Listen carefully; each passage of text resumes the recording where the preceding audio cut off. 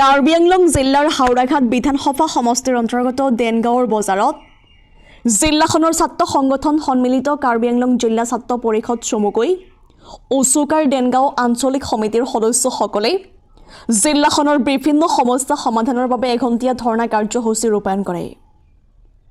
জিলাখনৰ ডিফু চিকিৎসা মহাবিদ্যালয়ৰ অন্তৰ্গঠনি উন্নয়ন, ডিফুৰ পূৰ্বৰ চিকিৎসালয়খন পুনৰ জীৱন্ত কৰা আৰু টেট উত্তীৰ্ণসকলক অচিৰেই নিযুক্তি প্ৰদান কৰাৰ দাবীত এই ধৰ্ণা কাৰ্যসূচী পালন কৰে।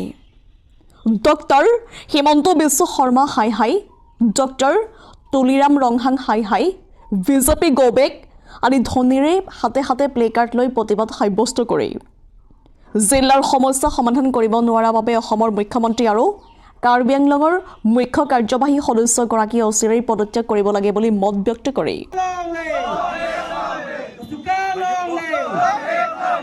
আজি এই দেনগাঁও প্ৰতিবাদী কাৰ্যসূচীৰ পৰা সাংবাদিক বন্ধুসকলক মই সংগ্ৰামী অভিৱৰ্তন যাপন কৰিছোঁ।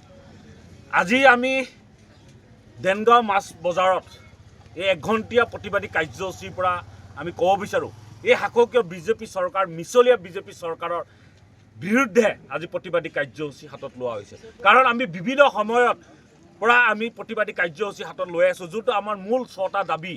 আজি দেনগাঁৱত যোনটো প্ৰতিবাদী কাৰ্যসূচী আমি ক'ব বিচাৰোঁ যে এই বিজেপি চৰকাৰ যোনবিলাক তেওঁলোকে উন্নয়নৰ কথা কয়, ডেভেলপমেণ্টৰ কথা কয়, ফুলাই সংবাদ মাধ্যম বা মেল মিটিঙত তেওঁলোকে যোনটো উত্থাপন কৰে, কিন্তু বাস্তৱত আমি কোনো লক্ষ্য কৰিব পৰা নাই। কাৰণ আজি তেওঁলোকে যোনবিলাক গুণগত শিক্ষাৰ কথা কয়, কিন্তু কাৰ্বি আংলঙৰ আটাইতকৈ দুখ লগা বিষয় কথা, আজি 800 ওপৰত হাইস্কুল হাই ছেকেণ্ডেৰী লেভেলত ভেকেঞ্চি হৈ আছে টিচাৰ। আজি ছিংগুল টিচাৰ 208 ছিংগুল টিচাৰ বৰ্তমান কাৰ্বি আংলঙত ভেকেঞ্চি হৈ আছে, ছিংগুল টিচাৰ। তথাপি তাত কি কৰে, BLO FLO বিভিন্ন সময়ত তেওঁলোকক গভৰ্ণমেণ্টৰ পৰা তেওঁলোকক দিয়ে। তেতিয়াহ'লে সাধাৰণ গঞা ৰাইজৰ ল'ৰা ছোৱালীবিলাকে গুণগত শিক্ষা কেনেকৈ পাব? তেওঁলোকে বঞ্চিত হোৱা আমি লক্ষ্য পাইছোঁ।